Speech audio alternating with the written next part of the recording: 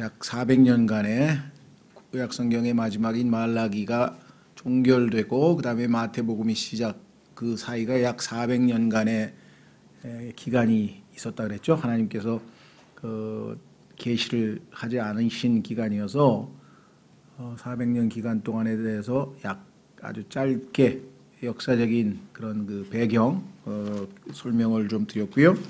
거기에 나와 있는 여러 바리새파를 포함한 단체 파벌이 있었다 그랬고, 그 다음에 사복음서, 왜 예수 그리스도를 복음서가 4종류가 있어서 예수 그리스도를 이렇게 4가지 측면에서 우리가 봐야 되는지 그 특징에 대해서 좀 살펴보았고, 그래서 오늘은 구체적으로 이제 마태복음, 마가복음, 다음 주에는 누가복음, 요한복음 이렇게 해서 한 학기에 우리가 총 13번인가 14번 강의를 하는데, 거기에 맞게끔 이 신약의 각 책의 특징, 중요 요점 이런 것을 살펴보려면은 우리가 개요 방식으로 우리가 좀 살펴보겠다. 그래서 지금 오늘은 마태복음과 마가복음 이 2가지 책을 한번 좀 살펴보려고 합니다. 자, 한번 기도하겠습니다. 하나님 아버지, 고맙고 감사합니다. 오늘 주님께서 허락하신 이 복된 시간에 저희가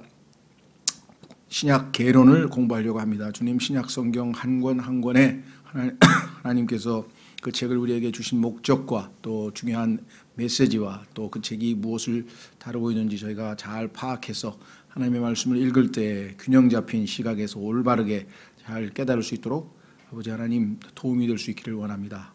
오늘 이 공부를 하는데도 주님의 지혜와 또 명철이 필요합니다. 주님, 약속하신 대로 우리를 모든 진리 가운데로 인도하시고 주께서 능하게 하셔서 이 사역이 온전히 성취되어서 하나님께는 존귀와 영광과 기쁨을 드리고 우리 모두에게는 큰 유익과 복이 되도록 역사하시기를 이 시간 간절히 간구드리고 이 시간을 하나님 아버지 손에 온전히 의탁드립니다. 이 집회를 통해서 온전히 주님만 영광 받으시기를 다시 한번 간구드리고 이 모든 말씀을 우리 주 예수 그리스도 이름으로 기도하옵나이다. 예. 자, 말씀드린 것처럼 마태복음, 성경에서 가장 오해받고 있는 책 중에 하나가 마태복음입니다. 우리는 그 마태복음 그러면 제일 먼저 그 족보가 앞에 나오는 통에 처음으로 성경을 읽은 사람들, 특히 구약부터 보통 보지는 않죠. 성경을 처음 대하는 사람은 신약 성경부터 펼치기 때문에 성경을 펼쳤다가 대부분의 사람이 깜짝 놀라가지고 중단하는 게 이 마태복음에 나오는 족보 읽다가 왜 이렇게 성경이 이렇게 해서 좀 그런 얘기들을 주로 많이 하죠. 그건 충분히 있을 수 있겠죠. 기대했는데 너무 성경이라는 게 족보 얘기가 너무 길게 나오니까. 그런데 문제는 예수님을 믿고 구원을 받은 이후에 그리스도인이 된 사람들이 이제 하나님의 말씀이라고 하는 성경을 대할 때에 아무런 사전 지식 없이 또 충분한 도움 없이 그냥 성경을 펼쳐서 그냥 읽다 보면은 얼핏 보면 예수님이 이렇게 해서 예수님이 족보가 이거고 예수님 태어나서 이렇게 됐고 이런 일이 있었구나, 이런 일이 있었구나, 무슨 어떤 한 사람의 전기 읽듯이 읽을 수는 있습니다. 그럼 내용은 파악할 수 있겠죠. 전체적으로 이런 일이 있었고 예수님은 이렇게 해서 돌아가셨고. 근데 그것만 하자면 뭐하러 사복음서가 필요해야겠어요. 그 예수님의 태어나서 죽을 때까지의 그 한 사람의 그 전기를 만약에 다루는 책이라고 한다면 전혀 필요 없겠죠.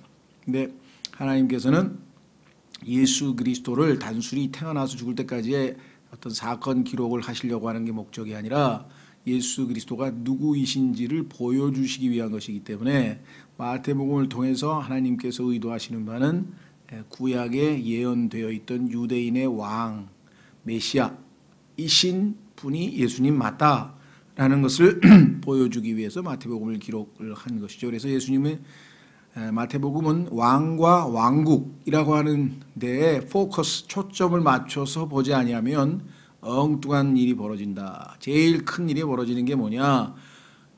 산상설교를 들었는데 내용이 어마어마해. 원수를 사랑하라. 내 역사상 태어나서 이렇게 멋진 말은 처음 들어봤다. 그것까지는 좋은데 그거를 지키려고 해보니 원수를 어떻게 사랑하지? 서부터 시작해서 오른밤을 내밀면 왼밤, 아유, 그걸 어떻게 지키나? 이게 이제 고민이 생기는 거죠. 그러니까 이 마태복음을 읽고 여기에 나와 있는 내용을 너는 다 지켜야 한다. 이렇게 하나님이 말씀하신 게 아닌데 그렇게 받아들이고서 읽다가는 이제 당혹스러워서 이제 많은 사람들이 여기 이건 뭐 어떻게 구원받아? 한나라 가긴 다 틀렸네. 너부터 시작해가지고 또 지키려고 무모하게 도전했다가 아주 낭패를 보는 사람서부터 시작해서 하여간 온갖 문제들이 지금 이 마태복음이라고 하는 책에서 일어나는 거예요. 함정은 어디에 있는가? 탁 펼치는 순간부터 함정이에요. 그게 뭐냐? 성경을 딱 펼쳤더니 마태복음 바로 전에 신약전서라고 해서 신약전 성경이라는 얘기예요. 신약. 그러면 신약이 마태복음서부터 시작되나? 전혀 아니에요. 전혀 아닌데 신약성서라고 써놨어. 그러니까 마태복음을 나는 신약 시대의 교회 시대, 신약 교회의 성도니까 마태복음은 내가 읽고 내가 지켜야지. 전혀 아닙니다. 여기서 이제 문제가 생기는 거예요. 자, 신약 성경이라고 타이틀은 붙어 있지만 실제적으로 신약이 새로운 언약이란 뜻이죠. 네. Old Testament는 옛 언약이고 이거는 새로운 언약이잖아요. 그러면 옛 언약은 우리가 잘 아는 것처럼 출애굽기에서 하나님께서 이스라엘 백성들과 맺은 언약이라 이 말이죠. 율법이라고 하는 것을 주시면서 너희가 이 율법을 잘 지키면 내가 어떻게 하겠다 이렇게 해서 체결한 것이고요. 그런데 그 옛 언약을 하나님은 다 지키셨는데 이스라엘은 지키지 못했기 때문에 결국은 이제 파기가 되고 예수님께서 새로운 언약을 체결하려고 이스라엘 백성들에게 제안을 했는데 이 신약 계약 당사자가 거부를 해가지고 신약은 체결도 못됐어요. 당사자가 거부를 해버렸기 때문에. 그래서 결국은 그 신약은 성경에 보니까 유대인들이 예수 그리스도의 재림하실 때에 다시 예수님을 메시아로 받아들이고 왕으로 받아들이게 될 때에 다시 체결하게 될 것이라고 히브리서 8장에 기록이 되어 있습니다. 이런 내용을 전혀 모른 채로 아무거나 그냥 막 들고선 여기 신약 성경인가 보다 해가지고 우리가 신약 교회니까 신약 성경은 그대로 우리가 다 지켜야 된다 이렇게 생각하시면 안 된다는 거죠. 굉장히 위험한 책이죠. 그렇죠? 그래서 그러면 왜 제목에다 신약 성경이라고 써놨냐? 그 얘기는 실제적으로 신약이 체결되는 시점은 마태복음 26장에 가면은 내가 새로운 언약을 너희와 체결하겠다 하시면서 신약의 내용을 제시를 하는 거예요. 그리고 그 신약은 실제적으로 효력은 이제 발생을 하는데 성경에 따르면 유언의 형태로 주어졌다. 유언. 그래서 이 테스트먼트라고 하는 단어가 유언이란 뜻이란 말이죠. 유언. 언약은 언약인데 예를 들면 내가 죽으면 내 재산을 누구에게 다 줘라 뭐 이런 식으로 했을 때 죽어야 그 효과가 발휘가 될 그렇죠. 그 언약이 제대로 이 효력을 발휘하려면은 그 유언한 당사자가 죽어야 된다라고 히브리서 9장 15절에 써 있어요. 그러니까 예수님께서 죽으신 이후에야 신약이 발효가 되는데 그 대상자도 유대인들은 거부해버렸기 때문에 반대로 유대인은 민족적으로입니다. 집합적으로 민족적으로 계약 대상자였고 신약에 와서는 이제 민족적으로 그 집합적으로 하시는 게 아니라 우리 개개인 한 사람에게 적용이 되어서 예수님을 자기 개인의 구원자와 주님으로 영접하는 자들에게 영원한 생명이 하나님의 아들들이 되는 특권을 주신다고 요한복음 1장 12, 13절에 써있죠. 그러니까 마태복음의 1장서부터 25장까지는 철저하게 다 뭐예요? 구약 얘기예요. 그러니까 그 구약의 연장선상에서 봐야 되는데 거기에 나와 있는 내용을 전부 다 우리 그리스도인이 읽고 지켜야 된다? 이건 어림없는 얘기고요. 전혀 말이 안 맞는 얘기고요. 우리 그리스도인들에게 주신 그 내용은 교리적인 내용은 우리가 지켜야 될 내용은 로마서에서 그렇죠? 빌레몬서까지의 바울 서신에 나와 있어요. 교리가. 그리고 그 뒤에는 실천적인 내용이 나와 있어요. 그러니까 이 하나님께서 로마서에서 하나님의 복음을 논리적으로 체계적으로 잘 설명하시면서 그 이후에 신약 교리가 쭉 여러 곳에서 설명되어 있기 때문에 우리에게 직접적으로 해당되는 것은 로마서 이후의 내용들이다. 자, 그렇다면 마태복음은 말씀드린 것처럼 하나님의 모든 계획 또는 경륜에 있어서 하나님께서 구약의 메시아를 보내시겠다라고 하신 그 약속을 어떻게 했는지, 어떻게 성취했는지, 그렇죠? 그 내용을 보는 거예요. 그런데 당사자들이 거부했기 때문에 이것은 예수님께서 다시 오실 때, 즉 2000년 교회 시대의 약 2000년간의 기간이 지난 이후에 예수님이 지상에 오셨을 때 그들이 이제 죄 사함을 받고 새롭게 다시 계약이 언약이 체결된다. 이렇게 성경에 나와 있어서 이 마태복음은 유대인과 하나님과의 관계, 하나님은 어떻게 약속을 지키셨는가, 예수님은 어떠하신 분이신가, 이것을 우리가 배우지만 여기에 나와 있는 내용을 우리에게 그대로 지키라 이렇게 요구하는 게 아니라는 사실을 우리가 좀 정확하게 이해하지 않으면 아주 어려운 일이 벌어진다. 그러니까 어떤 일이 벌어지냐, 마태복음 5장, 6장, 7장 산상설교를 읽고 이거를 지키면 구원받을 수 있다? 아니죠. 당연히 못 지키고요. 그 다음에 마태복음 24장의 그 끝부분에 가면은 예수님께서 소위 말하면 올리브산에서의 종말에 관해서 마지막에 대해서 설교를 하셨을 때 끝까지 견디는 자는 구원을 받는다. 그것도 우리 교회 시대에 해당되는 게 아니고요. 예수님께서 말씀하신 하늘의 왕국의 비유들도 전부 다 우리에게 해당이 되는 게 아니고요. 그 중에 일부만 해당이 되고. 그러니까 이런 것들에 대해서 정말 제대로 잘 설명을 못 들으면 엄청난 혼란을 일으키는데, 문제는 뭐냐?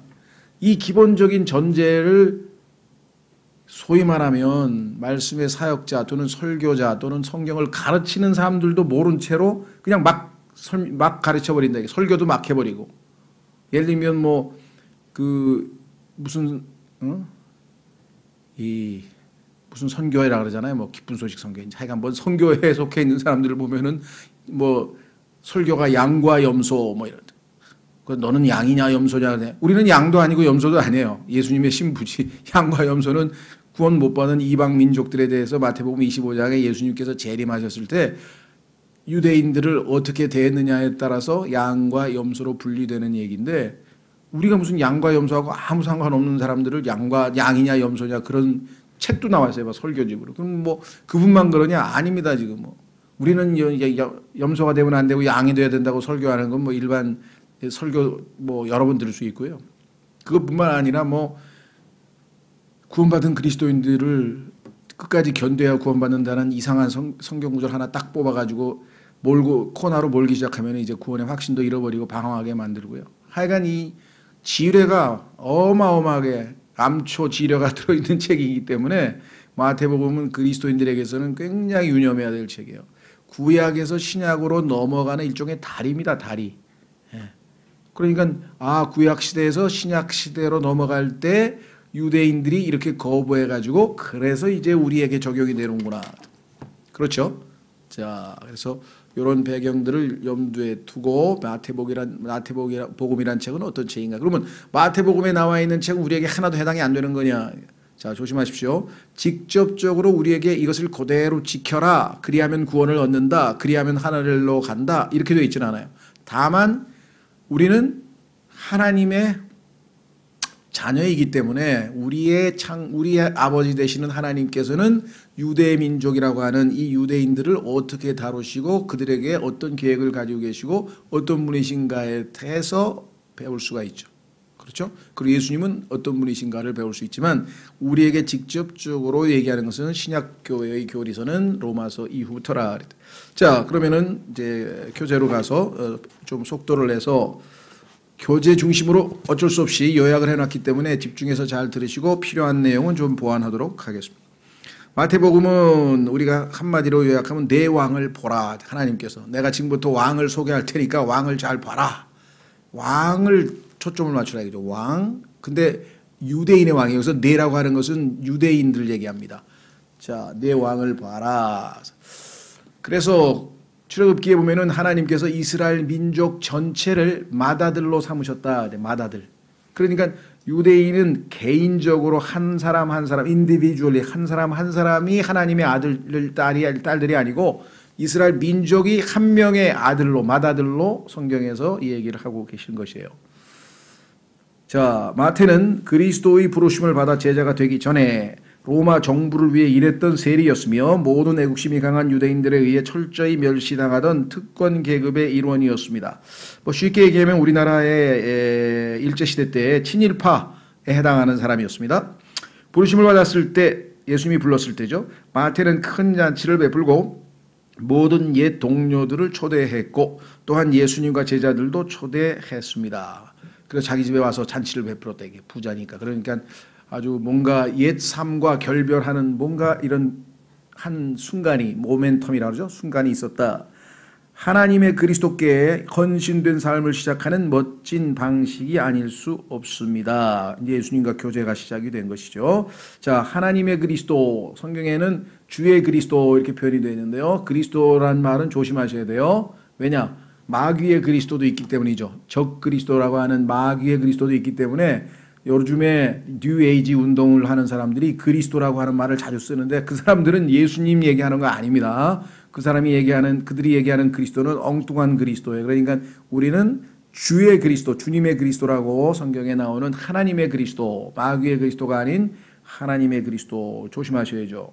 이런 게 자주 있어요. 예를 들면 천사도 마찬가지예요. 성경을 정확하게 모르는 사람 천사 그러면 다 좋은 건 줄 알아요. 성경에는 마귀의 천사들이 있고 하나님의 천사들이 있습니다. 천사가 다 좋은 천사가 아니라는 것을 성경에서 분명하게 말씀하고 있죠. 그렇죠? 그래서 우리는 지금까지 물론 여러분들 여기 계신 분들 중에는 뭐 상당히 공부도 하신 분도 있겠지만 지금까지 우리가 상식적으로 알고 있는 것들은 일단 빨리빨리 걸러내고 성경적으로 정확한 진리만을 우리가 이제 수용한다 그랬습니다. 마태는 유대인이었기에 유대인들이 메시아에 대해 갖고 있던 소망을 완전히 이해하고 있었으며 기다리고 있었죠. 메시아를. 마태가 기록한 복음 역시 그의 민족이랍니다. 민족, 개개인이 아니고 그토록 오랫동안 기다려오던 메시아는 다름 아닌 나사렛 예수이심을 동포들에게 설득시키고자 기록된 것입니다. 그러니까 기록 대상이 1차적으로 뭐예요? 유대인들을 대상으로 하는 것이다. 사도행전에도 그렇죠. 베드로가 일어나서 너희 이스라엘 사람들은 들어라 하고 지금 설교를 했는데 그 사도행전 2장 38절을 가져다가 그리스도인들에게 전하는 줄 알고 거기에 보면은 뭐라고 돼 있습니까? 침례를 받아야 성령을 받는 걸로 돼 있어. 그러면 요즘에 우리가 침례를 받으면 성령 받습니까? 우리는 예수 그리스도를 믿는 순간에 성령께서 우리 안에 들어오시잖아요. 그러니까 사도행전 2장 38절은 그 당시 즉 오순절이 있던 2000년 그 당시에 유대인들에게 베드로가 한 설교인데 그거를 우리 그리스도인들이 지켜야 되는 것처럼 그것이 우리에게 해당되는 것처럼 전혀 우리가 믿는 복음하고는 딴 얘기인데 그런데 그것을 복음인 줄 알고 믿는 사람들이 있어요. 그래서 오늘날에도 그 사람들이 그리스도의 교다, 그리스도의 교회라고 하는 교단이 있어요. 교단. 그만큼 지금 이 영적 세계에 있어서는 혼돈과 아주 이 정말 뭐라 할까요? 무질서가 난무하고 있기 때문에 정확한 잣대인 하나님의 말씀인 성경으로 우리가 정확하게 이해를 해야 되고 성경도 하나님께서 우리에게 가르쳐 주신 방식대로 정확하게 이해하지 아니하면 성경 자체만 그냥 많이 읽었다고 해서 우리에게 도움이 되는 게 전혀 아니라는 것을 우리가 기억하셔야 되겠죠. 자, 그래서 성경에 보면 이 메시아라고 하는 말은 히브리어입니다. 히브리 언어로 메시아라고 하는 단어가 있고요. 이것은 신약 성경에서는 이 헬라어로 다시 말해 그리스어죠. 신약 성경이 기록된 언어가 그리스어인데 이거는 크리스토스라 그래요. 크리스토스. 그런데 크리스토스를 영어로 그대로 발음대로 적으면 크라이스트가 되고 그것을 우리말로는 그리스도라고 번역을 했어요. 그리스도. 그래서 메시아는 우리가 신약에 나오는 그리스도하고 같은 말이고 하나는 히브리어 하나는 헬라어인데 이 그리스도는 의미가 뭐냐? 기름 부음을 받은 자 이런 뜻입니다. 하나님께서 구약에 보면 대언자 그렇죠? 옛날에 선지자라 그랬었는데요. 대언자 그리고 두 번째 제사장, 그러니까 대언자와 제사장과 그 다음에 왕, 이 세 가지 직분을 임명할 때 하나님께서 기름 부음이라고 하는 방법을 사용했는데, 그 기름 부음을 받으신 분, 그래서 예수님께서는 이 지상에 오셔서 십자가를 지실 때까지는 대언자로서의 역할을 하셨고, 지금 현재 부활하신 후에 하나님 보좌 우편에서는 제사장으로서의 사역을 하고 계시고, 다시 오실 때에는 예수님께서 왕의 직분으로 통치자가 되실 것이다, 이렇게 되어 있죠. 자, 그래서 이 메시아라는 말 기억해 두시고, 자, 마태복음에는 독특한 부분이 약 30군데가 있는데, 다른 복음서와 다른 부분이죠. 독특한 부분. 대부분이 마태복음의 핵심 주제인 왕과 왕국을 다루는 부분입니다. 마태복음에만 나오는 독특한 어휘들과 표현들 역시 동일한 목적을 갖고 있다고 하겠습니다. 예를 들면 하늘의 왕국, 마태복음에만 32번이 나오는데요. 하늘의 왕국은 지금 현재 개역성경에는 천국이라고 했습니다. 천국. 그런데 이 천국은 한문이잖아요. 그렇죠? 그럼 이 Kingdom of Heaven이라고 하는 영어의 이 표현을 한문으로 천국이라고 일단 그렇게 고쳤어요. 천국이라고 번역을 했는데, 회개하라 천국이 가까웠느니라, 이렇게 마태복음에 번역을 했잖아요. 그렇죠? 예. 그런데 이제 Kingdom of Heaven은 천국이라고 하는 건 한문으로 했다가, 문제는 Kingdom of God, 그러면 하나님의 왕국은 또 하나님의 나라라고 번역을 해놨다. 하나님의 나라. 우리 개역성경에서. 그래서 킹제임 성경에서 오면서는 이거를 일관성 있게 하나는 풀어서 하나님의 나라, 하나는 천국, 이렇게 한글로 번역을 안 하고 Kingdom of Heaven, 그러면 이거를 그대로 하늘의 왕국에서 우리말로 풀었었어요. 그 다음에 하나님의 나라도 나라가 아니라 킹덤이니까 왕국이죠, 왕국. 그래서 하늘의 왕국, 하나님의 왕국. 여기까지는 나름 번역을 제대로 했는데, 문제는 어디에 있느냐? 과거에 우리 처음에 기독교가 들어왔을 때는 다 복음 전하면 뭐라고 했냐면은 예수 천당, 불신 지옥. 여러분 아시는지 모르겠는데, 옛날에 최권등 목사라고 아주 유명한 분이 여기다 띠를 두르고 여기다가 예수 천당, 뒤에는 불신 지옥, 이래 딱 뭐 항상 복음 전하러 다니셨다, 뭐 이런 얘기도 있고요. 그래서 이거는 그래도 괜찮아요. 왜? 천당 하면은 우리가 잘 아는 것처럼 맨션이라 해서 하늘에 이제 우리가 집이 있고, 그래서 그나마 천당 자체는 실제로 하늘에 있는 어떤 맨션, 성경에서 말씀하시는 예수님이 있다고 하는 그것이라고 우리가 할 수 있는데, 천국이라고 하는 마태복음에 나오는, 즉 회개하라 천국이 가까웠느니라고 할 때 이 천국이 하늘에 있는 것으로 착각을 하기 시작하면, 즉 우리가 죽으면, 예수 믿고 죽으면 우리는 천당 간다. 옛날에는 그랬어요. 근데 요즘은 천국 간다 그런단 말이에요. 근데 성경에서 마태복음에서 얘기하는 천국은 예수님께서 지상에 내려와서 통치하는 그 나라를 천국이라 그러지, 그 나라를 하늘의 왕국이라 그러지, 하늘에 우리가 죽으면 가는 것은 성경에서는 하늘이야, 그냥 하늘. 예수님 안 믿고 죽으면 지옥에 가고, 장소야, 땅, 지구에, 땅 아래, 성경에 보면 땅의 더 아랫부분이라고 되어 있어요. 땅의 더 아랫부분이라고 하는 것, 또는 예수님께서는 땅의 심장, 땅의 중심 또는 심장이라고 하는 곳에 있는 곳, 실제적으로. 그러면 하늘은 어디냐? 셋째 하늘, 예수님께서, 하나님께서 앉아 계시는 저 북쪽에 있는 셋째 하늘을 얘기한단 말이에요. 그러면 실제적으로 장소를 나타내는 하늘과 지옥, 이렇게 해야 되는데, 하늘이라고 하는 말을 누가 변경을 시켜놨는데 전부 다 천당이라고 썼다가, 천당과 지옥은 그래도 조금 덜 오류가 있는데, 천국과 지옥으로 만들어 놓으면 이건 완전히 이제 교리를 무너뜨리는 거예요. 천국은 하늘의 왕국을 한문으로 번역한 거고, 하늘의 왕국은 예수님께서 지금 지상에 세우려고, 회개하라 하늘의 왕국이 가까웠느니라고 예수님이 지금 지상에다가 세우기 위해서, 유대인의 왕으로 오신 분이 세우기 위해서 온 거잖아요. 그러니까 예수 믿고 천국 가자, 이거는 성경적으로 안 맞아요. 근데 지금 얼마만큼 혼동이 되냐면은, 이거를 킹제임 성경 진영에서 아예 정확하게 했으면 좋은데, 킹제임 성경 진영 사람들도 이게 아직도 정확한 개념이 잘 안 잡히니까 다 지금도 천국을 하늘을 천국이라고 번역을 해놓은 거예요. 그러면 킹제임 성경 진역 사람들은 천국은 하늘이고 하늘의 왕국은 지상이야. 하늘의 왕국이 한문으로 하면 천국인데 이걸 또 나눠서 다르게 쓰고 있어요. 그러니까 찬송가에 나오는 천국은 전부 다 하늘로 번역을 해야 돼. 왜? 영어로는 전부 heaven으로 돼 있어요. heaven. 장소를 나타내는 개념이라 이 말이에요. 죽으면 우리가 셋째 하늘로 가잖아요. 우리 혼이. 하늘이란 말이에요. 하늘. 근데 그걸 예수 믿고 천국 가세요. 천국이라고 만들어서 천국은 지상에 예수님이 세우시는 왕국인데 그래서 이거를 정말 어디서부터 손을 내야 할지 모르겠어요. 마귀가요, 이 용어 혼란을 통해 가지고 사람들을 완전히, 그래서 지금 이 개념 자체를 정확하게 이해하고 있는 사람이 거의 없습니다.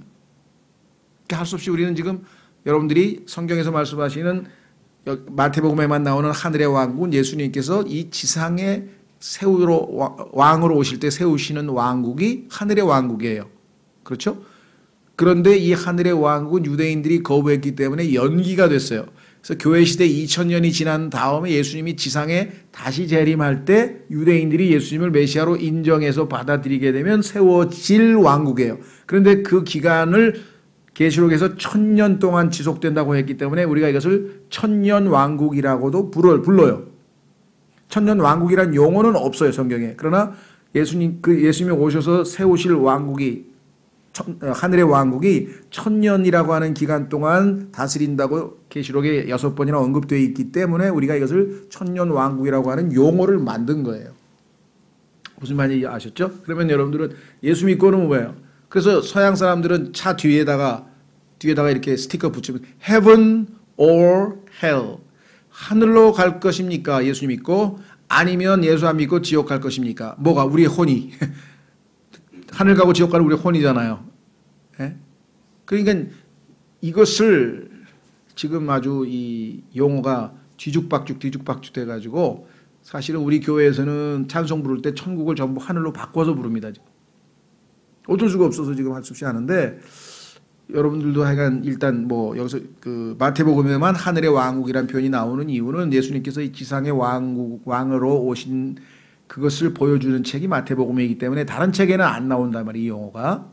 자, 두 번째, 하늘에 계신 아버지라는 표현도 마태복음에 나오고요.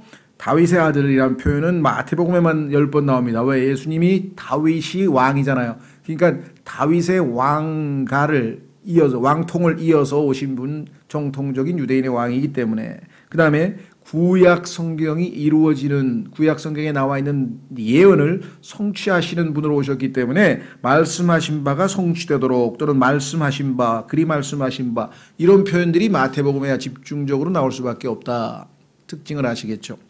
그 다음에 마태복음은 구약 성경의 인용으로 가득 차 있는 바 약 60여 번이나 됩니다. 그럴 수밖에 없죠. 구약의 이 내용이 예수님이 성취하셨다. 예수님이 이것을 성취하셨다. 예수님께서 이걸 성취하셨다. 그래서 입증하니까. 마태는 자신의 청중이 누구인지를 결코 놓치지 않고 있습니다. 유대인이라 이 말이죠. 그 청중은 다름 아닌 유대인들로, 이들은 메시아가 나타나면 모든 이스라엘의 원수를 정복하고 예루살렘을 유대 제국의 수도로 삼으실 것을 믿도록 교육을 받았었습니다. 이들은 그리스도를 믿었으나 예수께서 그리스도이심을 믿지 않았습니다. 예수님이 메시아인지를 거부했잖아요. 어떻게 메시아가 십자가에 못 박아 죽냐? 우리 로마를 다 물리치고 우리나라를 건져내서 최고의 국가로 만들어야 그게 진짜 메시아지, 이렇게 생각했어요. 그런데 맞는 거예요. 문제는 뭐냐면 예수님께서 십자가에서 죽으셔서 이들의 죄값을 치르고, 그렇죠? 구속을 이루신 후에, 즉 유대인들이, 유대 백성이 정결하도록, 그렇죠, 죄 문제부터 해결한 다음에 예수님께서 지상에서 통치하셔야 되는데, 유대인들은 앞부분에 있는 거는 거부하고, 즉 예수 그리스도께서 하나님의 왕국, 즉 죄를 제거하고 이들을 영적인 왕국에 들어갈 수 있도록 해주시는 거는 관심이 없고, 이 땅에서 세계 최강국이 되어서 우리 정말 메시아를 통해서 이 세계를 지배하는 그런 최고의 국가가 되고자 하는 그러한 민족주의에만 사로잡혀 있었기 때문에 유대인은 문제가 되는 거죠. 그렇죠? 예. 반대로 오늘날의 그리스도인들은 예수 그리스도께서 십자가에서 흘리셔서 그분의 피로 우리를 정결케 해서 예수님을 믿는 순간 우리가 믿음으로 의롭게 된다. 그래서 하나님의 왕국, 즉 영적인 왕국에 대해서는 우리가 잘 인정을 하고 배우는데 많은 그리스도인들이 우리는 예수님의 재림에 대해서 강조하지만 재림하셔서 이 지상에 오셔서 직접적으로 통치하시는 예수님에 대해서는 관심이 없는 거예요. 두 가지를 다 관심을 가져야 돼요. 유대인들은 고난당하시는 예수님에게는 관심이 없고 영광 받으시는 예수님만 찾고 앉았고, 우리는 신약에서는 우리를 위해서 십자가에서 죽으신 예수님에게는 관심이 있는데 다시 오셔서 통치하실 재림의 예수님에 대해서는 관심이 없다. 성경대로 믿는 그리스도인들은 재림에 하시는 예수님을 열심히 기다리고 관심이 많지만 일반 교회에 보면은 예수 그리스도의 영광스러운 모습으로 오시는 이 왕국에 대해서는 아예 장로교 같은 데서는 그것은 진짜가 아니다. 그러니까 실제적으로 예수님이 이 땅에 왕으로 다스리는 그 천년 왕국 자체를 거부합니다. 무천년설이라 그러죠. 그 사람들이 주장하는 걸. 왕으로서 예수님에 대해서는 전혀 알고 싶어 하지도 않는다. 이 말이. 이게 이제 심각한 문제죠. 자, 다시 돌아옵니다. 그래서 아까도 말씀드렸습니다만은 이 대상이 유대인이라는 사실을 잊지 마시고요. 자, 마태복음의 기록은 연대기적, 즉 사건이 일어난 순서대로 기록된 것이 아닙니다.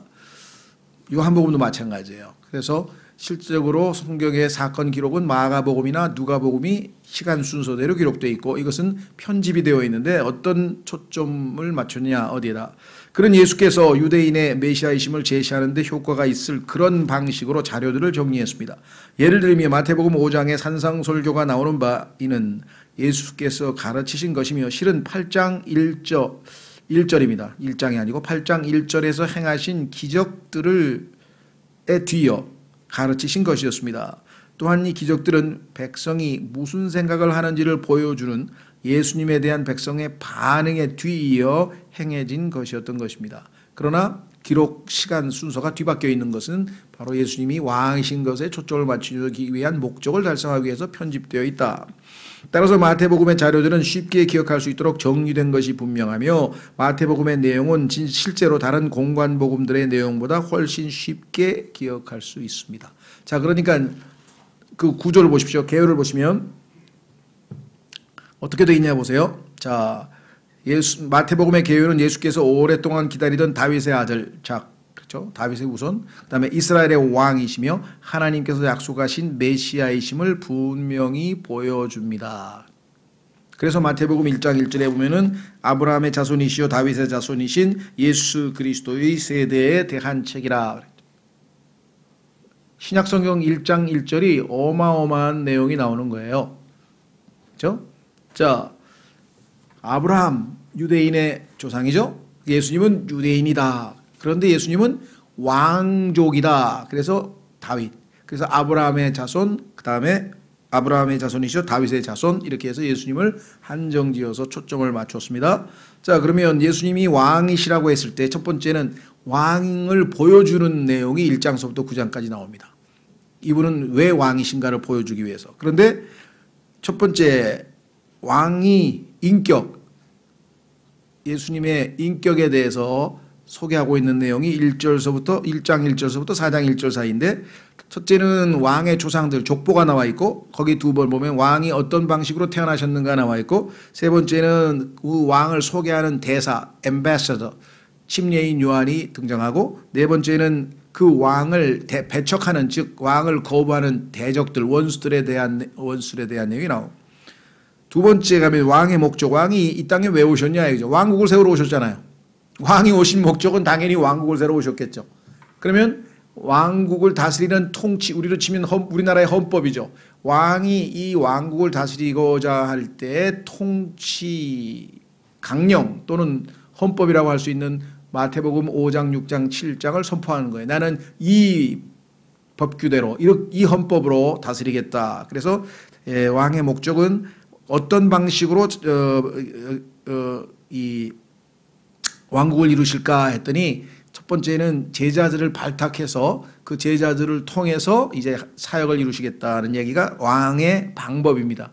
왕이 자신을 날리는 방법. 두 번째는 칙령은 오늘날 헌법과 같죠. 그래서 천년왕국, 예수님이 지상에 내려와서 다스릴 때의 천년왕국의 헌법은 마태복음 5장, 6장, 7장이에요. 그냥 써 있어요. 그대로 다스려요.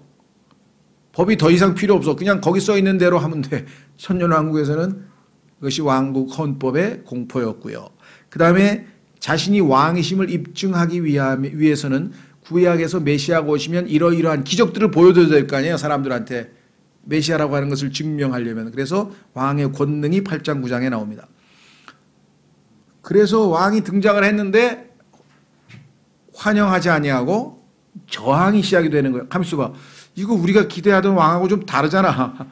뭐가 이상한데? 이렇게 해가지고 저항이 시작이 됐어요. 자, 그래서 저항이 있을 것을 미리 예고한 게 10장이고 저항이 느껴지기 시작한 게 11장이고 이건 여러분들이 이제 성경 읽으면서 이 개요를 옆에다 펼치고 11장을 읽으면 아, 지금 저항이 점점 느껴지기 있구나. 세 번째, 저항에 초점을 맞춤.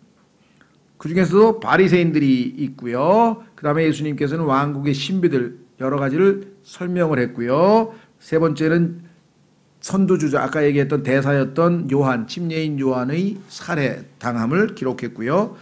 그 다음에 맨 아래쪽에 가면은 저항이 점점 약해지기 시작을 했는데 그러다 보니까 저항을 선동하는, 즉 부채질하는 사람들이 등장하게 됩니다.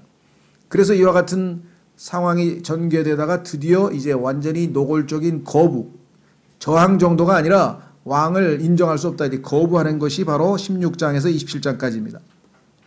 그래서 거부의 그림자가, 즉 사적인 토의, 공개적인 논쟁, 예언적 연설 뭐 이래서 지금 거부의 그림자들이 나타나고 구체적인 거부의 모습은 거기에 나와 있는 대로 음모를 꾸미고 베다니에서의 예측, 유다의 속임수, 가론 유다죠. 그 다음에 유월절, 겟세마네에서의 두려움, 예수님께서 십자가를 앞에 놓고 기도하셨죠. 재판의 진행 과정, 십자가에 못 박히심, 그리고 마지막 장사 지냄으로. 그래서 예수님은 왕으로서 유대민족 자신의 백성에 의해서 거부당하게 됩니다. 그래서 신약은 발효가 될 수가 없죠. 당사자가 거부했기 때문에.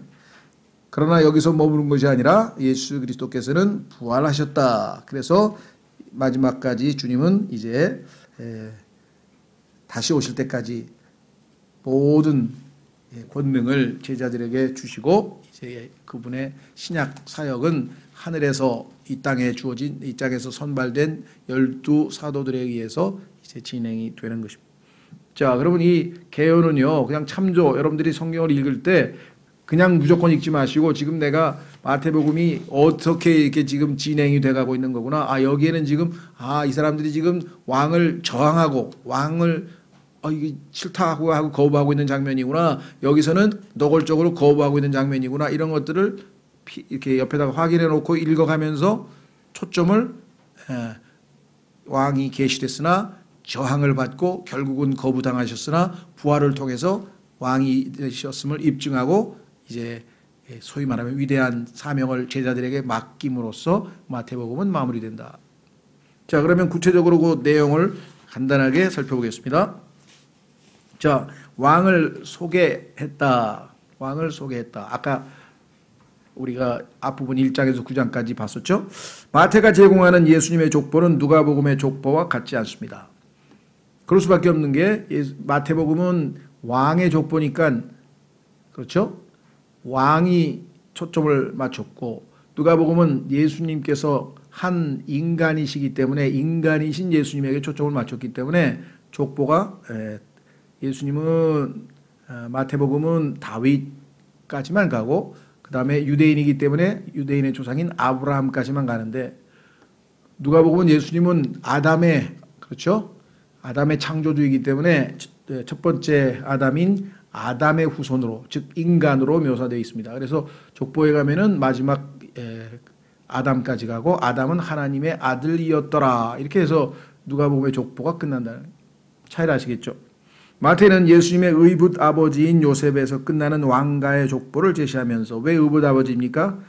예수님의 친아버지는 하나님이시죠. 왜냐하면 요셉의 씨에 의해서 태어난 분이 아니시죠. 그리스도께서 다윗과 솔로몬의 아들이심을 보여줍니다. 반면 누가는 솔로몬의 형인 나단을 통한 법적 가계를 제시하면서 주님의 어머니이신 마리아에서 멈춥니다. 그러니까 예수 그리스도께서 족보가 올라가면 하나는 모계, 엄마 쪽으로, 모계 쪽으로는 마리아로 가고, 그죠? 마리아 쪽으로 올라가면 나단이라고 하는 다윗의 아들로 가고, 그 다음에 북의 쪽으로 올라가 요셉을 통해서 올라가게 되면은 솔로몬이 나온다. 그러니까 이 다윗의 두 아들의 후손들이 나중에 요셉과 마리아인데 둘이 이제 소위 말하면 예수님의 부모가 됐는데, 요셉은 실제 부모는 아니고 의붓 아버지라고 성경에 나와 있죠. 자, 그래서 마태는 예수께서 유대인의 왕으로서 다윗의 왕좌를 이으실 모든 권리를 갖고 계심을 결론적으로 입증했습니다. 성경에 따르면 정통 그 왕가가 진행되어 오다가 왕 중에서 여고냐라고 하는 왕이 이르렀을 때 하나님께서 그에 대한 저주가 있었습니다. 그래서 여고냐의 아들로서는 더 이상의 왕이 없을 것이다, 이렇게 얘기했어요. 그러니까 만약에 예수님께서 실제 요셉의 씨였으면 왕이 되실 수가 없어요. 왜냐하면 하나님께서 저주를 내려서 더 이상 거기에서는 왕이 나올 수 없다고 이미 구약에 선포가 되어 있기 때문에. 그렇죠? 그런데 다윗의 가문이 아니면 또 한 왕이 될 수가 없어요. 그런데 예수님은 어머니 모계 쪽으로 올라가서 다윗의 가문에 이르렀잖아요. 그러면서 동시에 예수님은 하나님이 저주를 받은 그 왕통에는 해당이 안 되죠. 왜? 성령에 의해서 태어나셨기 때문에. 그러니까 하나님께서는 이러한 모든 여건을 완전히 충족시키는 모든 역사를 주관해서 예수님은 왕의 후손이지만 저주받은 그 왕통을 잊지 않고 성령님에 의해서 잉태하셔서 유대인의 왕으로서 자격을 갖추셨다.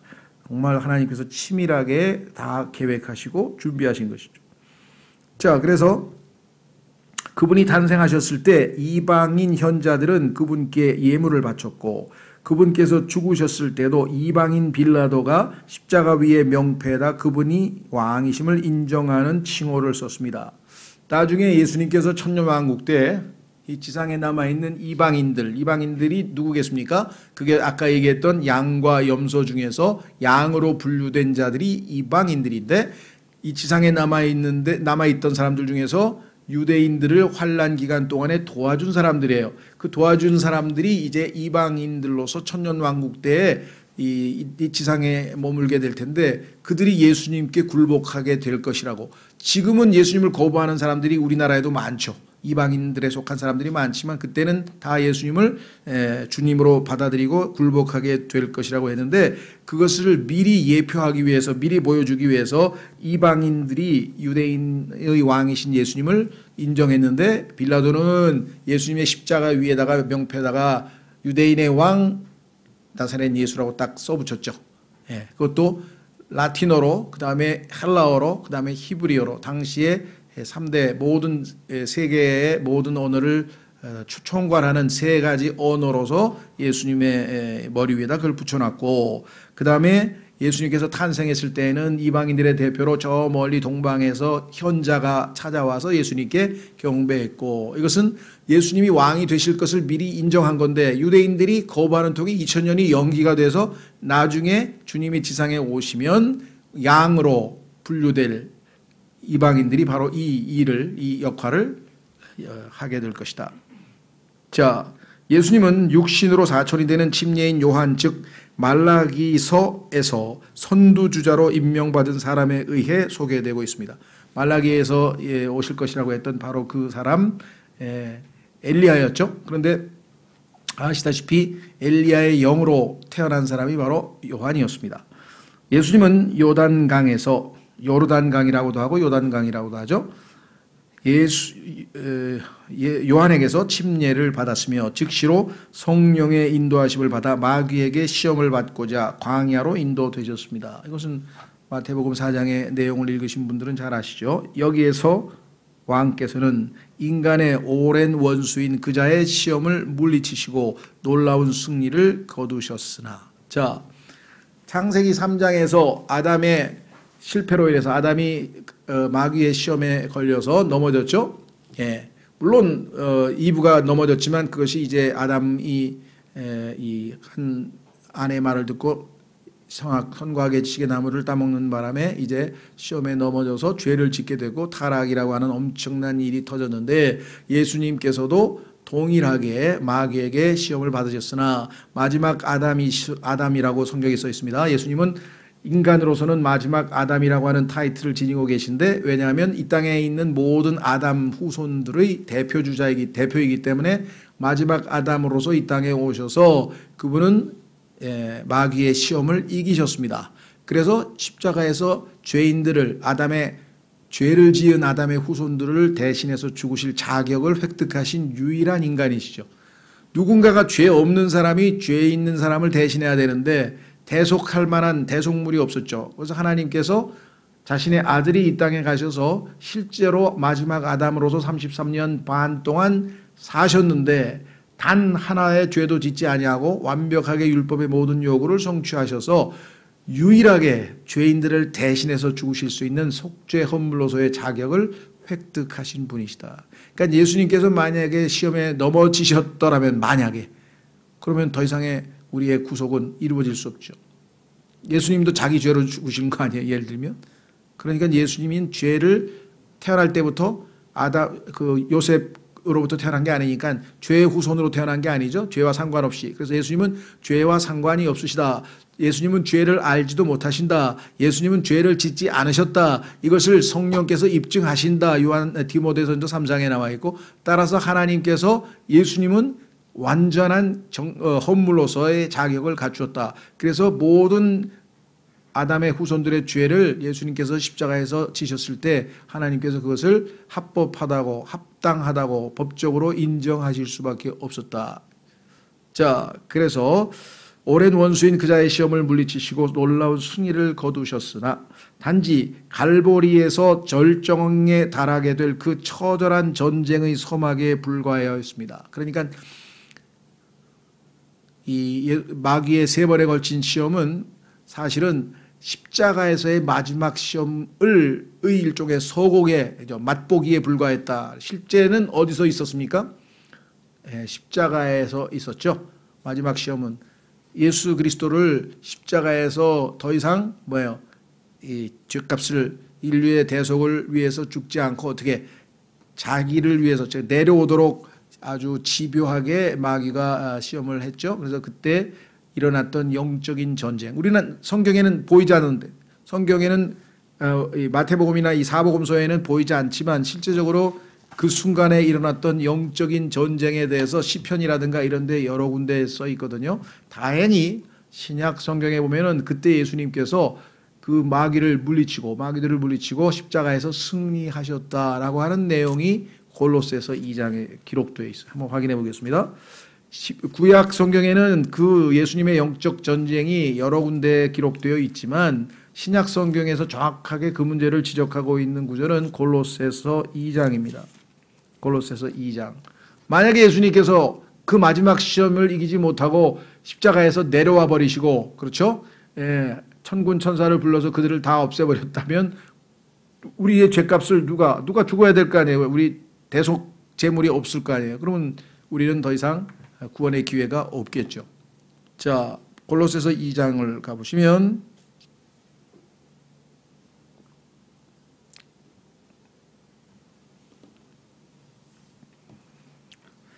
예수님의 십자가에서 죽으심에 대해서 이렇게 나와 있습니다. 골로새서 2장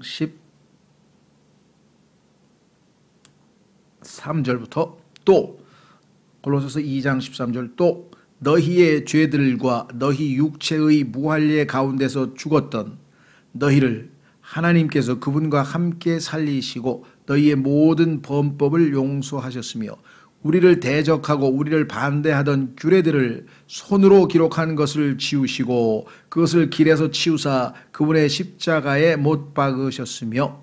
자, 15절이 지금 우리가 찾고 있는 구절입니다. 정사들과 권능들을 벗기사 십자가 안에서 그들을 어떻게 했다고요? 이기시고 공공연히 그들을 구경거리로 삼으셨느니라.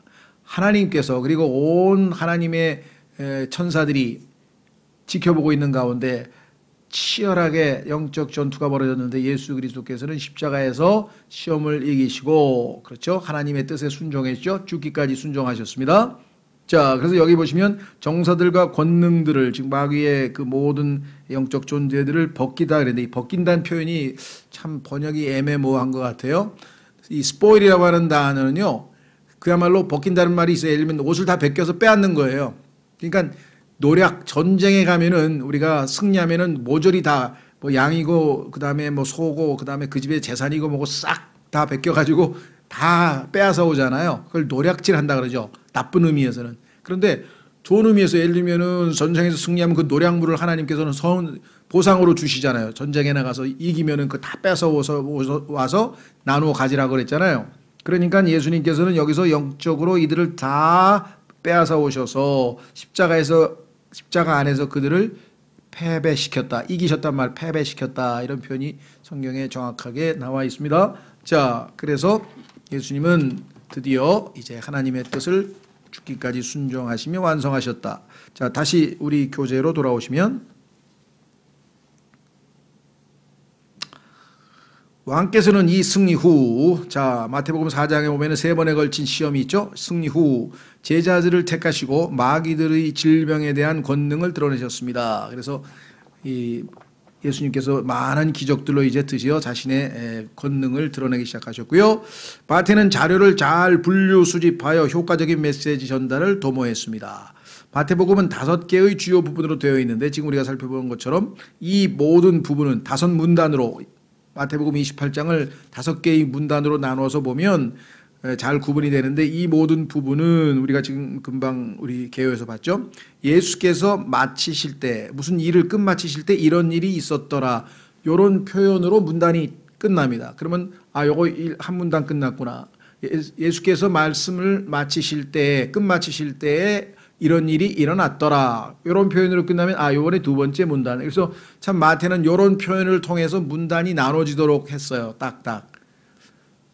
매우 안타까운 일은 뭐냐, 이 표현을 우리말 번역에서는 다 빼버렸어요. 왜냐, 이게 표현하기가 좀 어렵다 이게 영어로는 뭐라고 되어 있냐면요, It came to pass that, 즉 뭐뭐뭐뭐 하여 예수님께서 이러한 말씀을 마치셨을 때 다음과 같은 일이 일어났더라, 이렇게 해야 되는데 다음과 같은 일이 일어났더라 이 표현이 어색하니까 이걸 다 빼버리고 예수님께서 말씀을 마치셨더라 그냥 문장을 끝내버린 거예요. 그래서 어떻게든지 이걸 좀 살려보려고 했는데 모르겠어요. 번역상 어색해서 그랬는지 하여간 제가 알기로는 한킹도 그렇고 이 흠정력도 그렇고 이 표현이 다 삭제됐는데 이건 상당히 제가 볼 때는 중요합니다, 이게. 그래서 영어로 우리가 이제 이 문장이 나올 때는 꼭 제가 이 말씀을 드려요. 이 표현은 지금 우리말 번역상 이 어떤 상투적인 표현이라고 해서, 예를 들면은 어제 저녁에 뭐 유치원이 붕괴됐습니다, 이렇게 하면 돼. 어제 저녁 11시쯤에 유치원이 붕괴되는 그러한 일이 일어났습니다. 그러면 꼭 그러한 일이 일어났습니다, 그렇게 표현해야 되겠냐? 어색하지 않냐? 근데 성경에서는 지금 그런 일이 벌어졌다라는 표현이 써 있으니 어떡하냐, 이게. 영어로. 그리고 이것이 주요하게 문단을 나누는 구분이 되고 하나님께서 뭔가 의미가 있기 때문에 지금 집어넣은 건데, 이 문제는 나중에 또 얘기하도록. 어쨌거나 이건 이것이 문단을 나누는 어떤 그 표식으로 성경에 나와 있다. 자, 이 각 부분은 유대인들의 옛 교육 방식을 반영하는 설교로 마무리됩니다. 산상설교는 성경 가운데 가장 혁명적인 구절 중 하나입니다. 예수님께서 오시는데, 예수님은 성경에 보면 의로우신 왕이잖아요. 의로 심판하시고 의로 통치하신다고 돼 있거든요. 그러니까 천년왕국에는요, 불의, 지금 이 땅에는 뭐 온갖 불의가 뭐 난무하잖아요. 그렇죠? 그런데 불의는 단 하나도 용납될 수 없습니다. 의로우신 왕이시기 때문에. 그래서 예수님께서 오시면 이 집행하시게 될 이 기준이, 헌법이 바로 이 산상설교예요. 어마어마한 내용이 들어있죠. 많은 분들이 압도당하죠. 자, 이 설교에서 압도적인 문체로 자신의 왕국에 대한 개념이 영적이고 내세지향적이며 이나 동시에 매우 실제적임을 선포하셨습니다. 천년왕국을 이렇게 다스리겠다. 그분께서는 대담하게 모세의 율법의 차원을 드높이셨으며 구약의 율법은 이렇지만 나는 이렇게 말하노라 하면서 예수님께서 차원을 훨씬 더 높이셨잖아요. 그렇죠? 인간의 모든 거추장스러운 전통과 종잡을 수 없는 해석을 일소하면서 인간으로 하여금 인간적으로 보자면 순종하기에 불가능한 실천 법규를 직면하도록 하셨습니다. 인간이 보면 어우 이걸 어떻게 지켜야 할 정도의 얘기. 그래서 예수님을 믿는 거예요. 왜? 예수님이 요구하시는 의의는 이 수준이야. 이대로 안 살면 다 지옥인데 내가 노력해도 될 일입니까? 저는 이거를 지킬 수 없는 죄인입니다. 빨리 자백하고 예수님을 믿고 그렇죠. 사함을 받고 예수님께서 내 안에 들어오셔서 살아가시도록 그렇게 해야지 우리가 할 일이죠. 자, 그러나 그분께서는 자신이 선포한 그러한 삶을 매일 매순간 33년 반 동안 놀랍게 실천하셨습니다. 예수님은 이미 산상설교에 나와 있는 내용을 그대로 실천하시면서 33년 반 동안 사셨죠.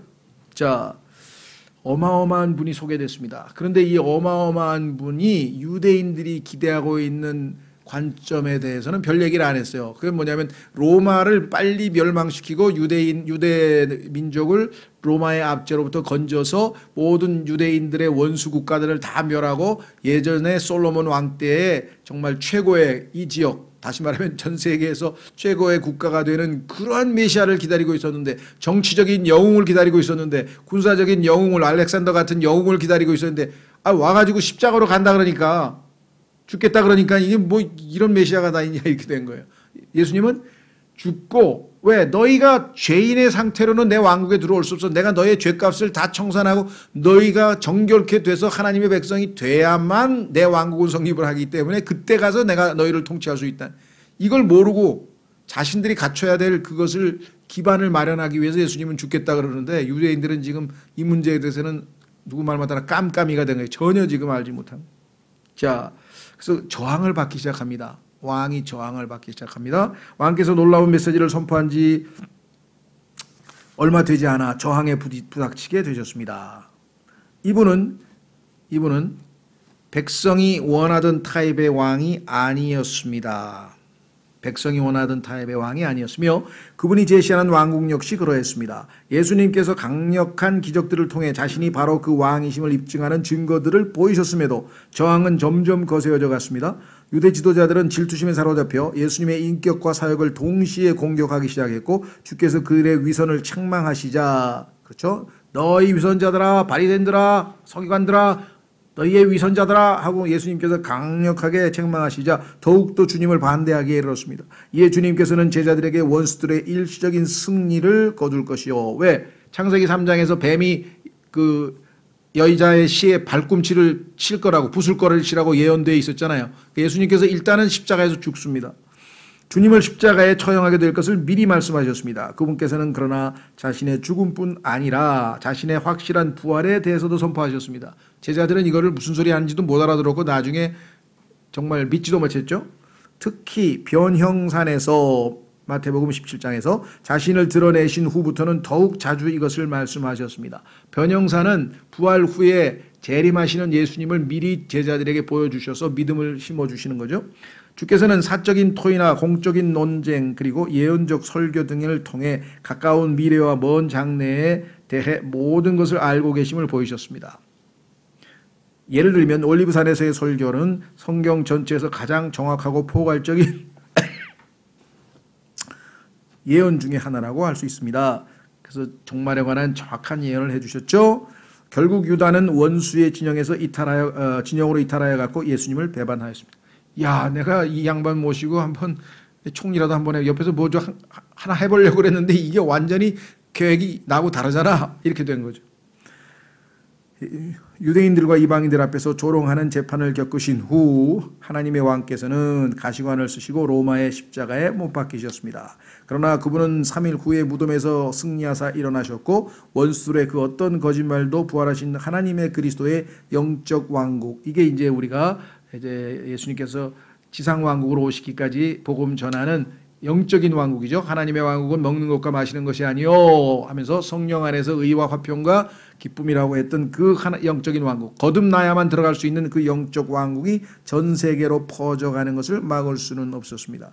부활하셔서 살아계시며 온 우주를 다스리고 계시고 다시 돌아오실 이 왕을 만나 그분께 무릎 꿇고 자신들의 인생의 주님으로 모셔드리는 자들은 실로 복된 자가 아닐 수 없습니다. 우리가 이 복된 자들이 되었죠. 이 예수님을 우리는 이제 누구로 믿었습니까? 우리의 구원자, 그렇죠? Savior, 그 다음에 Lord, 주님으로 믿었죠. 어떤 분들은 예수님이 나의 왕이시다, 그거는 나의 삶의 주인이다 이런 뜻으로 쓰면은 영적으로 틀렸다고 할 수는 없지만 성경에서 교회는, 예수님은 교회의 왕이 아니세요. 유대인의 왕이세요. 왕국의 왕이시고 예수님은 교회의 머리시고 예수님은 교회의 신랑이시고 우리와의 관계는 왕과 백성의 관계가 아닙니다. 더 이상 왕과 백성의 관계는 유대인과 예수님과의 관계라는 사실을 여러분들이 아셔야 돼요. 무슨 말인지 이해가 되셨어요? 그래서 예수님은 지금 우리의 왕이 아니에요. 나의 주님이시긴 하지만요. 그 개념을 잘 아셔야 됩니다. 그래서 왕이라는 말은 항상 유대인과 연관되어 있는 것이다. 두 번째, 마가복음은 초점이 뭐냐? 종입니다. 종, servant, serve, 섬기는 자. 예수님은 이 땅에 오셔서 누구를 섬기러 왔냐? 주의 종으로 오셨어요. 주의 종. 그러니까 하나님을 섬기는 거예요. 그런데 예수님은 하나님만을 섬긴 게 아니라 누구를 통해서? 이 땅에 있는 죄인들, 이 사람들을 섬기러 왔다라고 예수님께서 말씀하셨죠. 그래서 마가복음은 16장밖에 안 됩니다. 왜?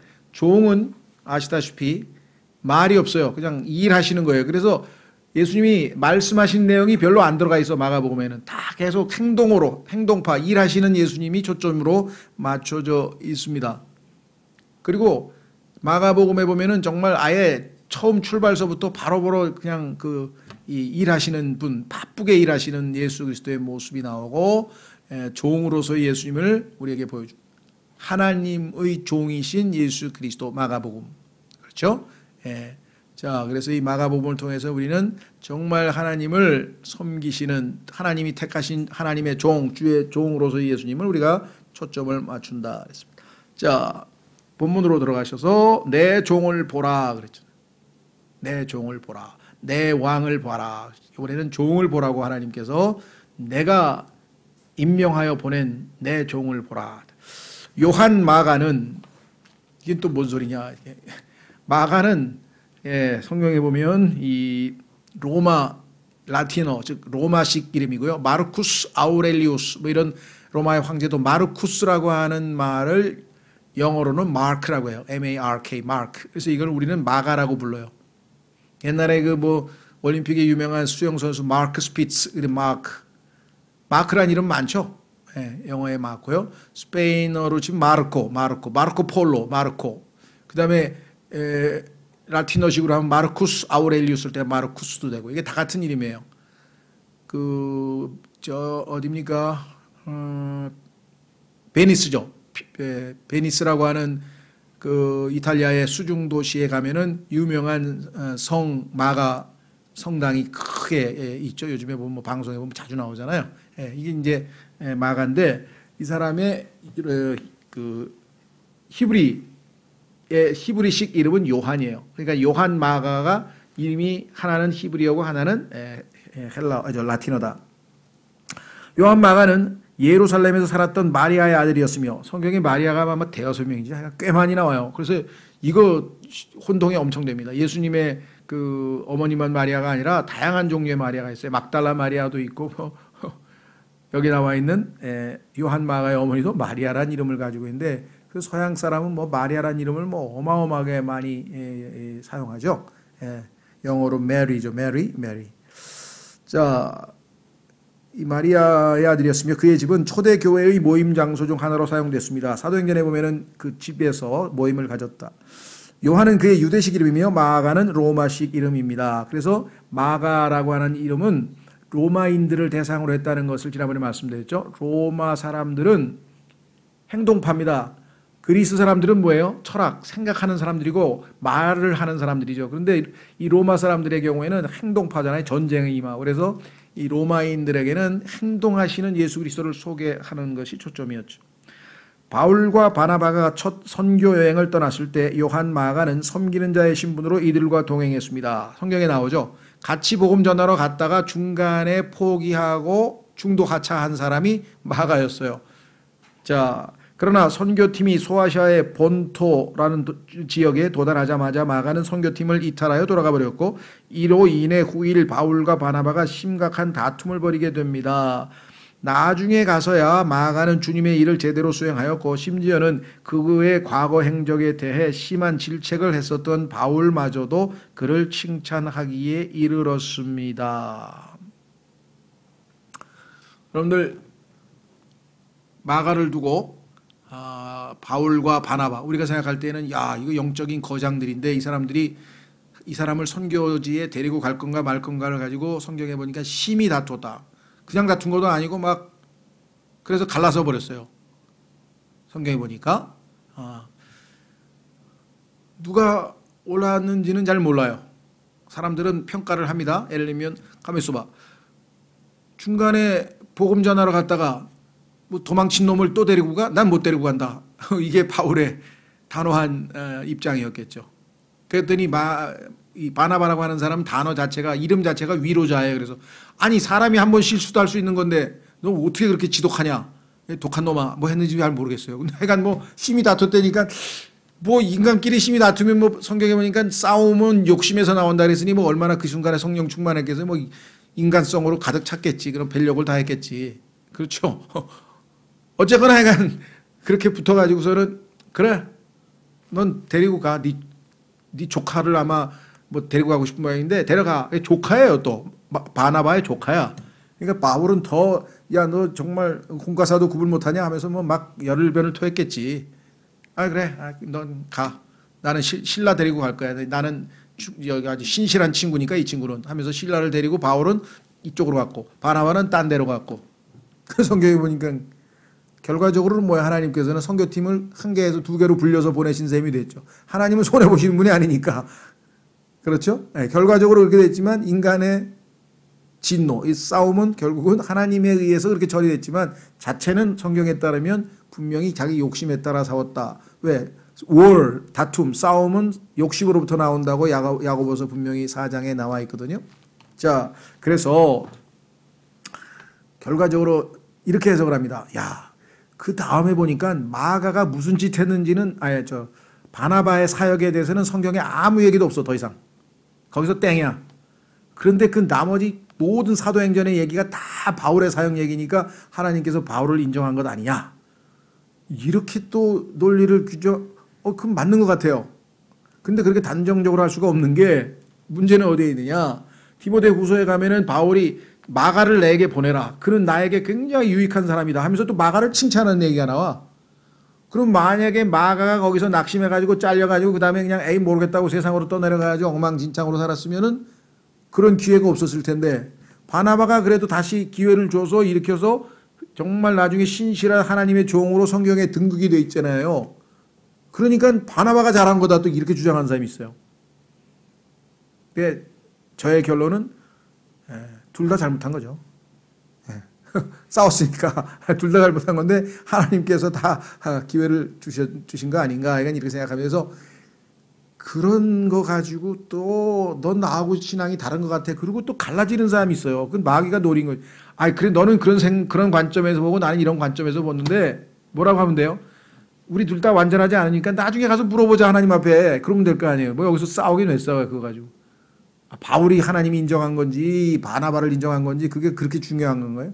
그리고 그걸 우리가 여기서 추정한다고 어떻게, 성경이 더 이상 아무 얘기도 안 하는데, 다만 우리는 참 하나님 이 마가 감사하다. 왜? 성경에는 대만은 이 현세사를 사랑해서 가버렸다 그랬거든.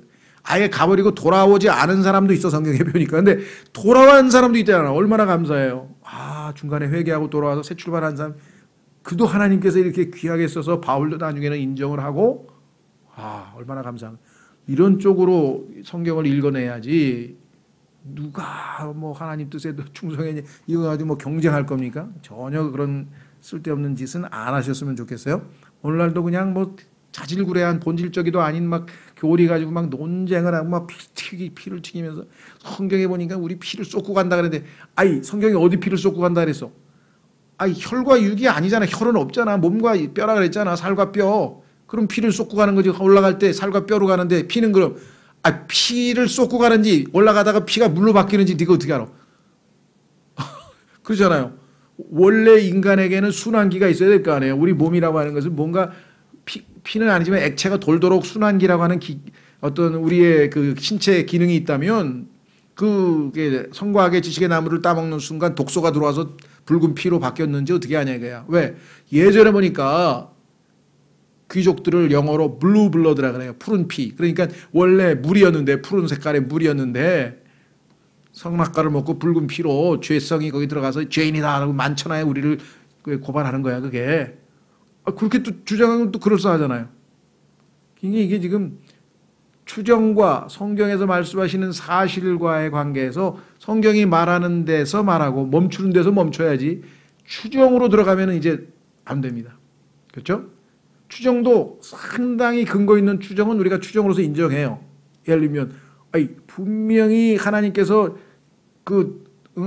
가죽옷을 만드셨는데 그 가죽옷은 성경적으로 창세기부터 계시록까지 일관적으로 우리가 쭉 봤을 때 그것은 분명히 어린 양일 것이다. 어린 양의 가죽일 것이다.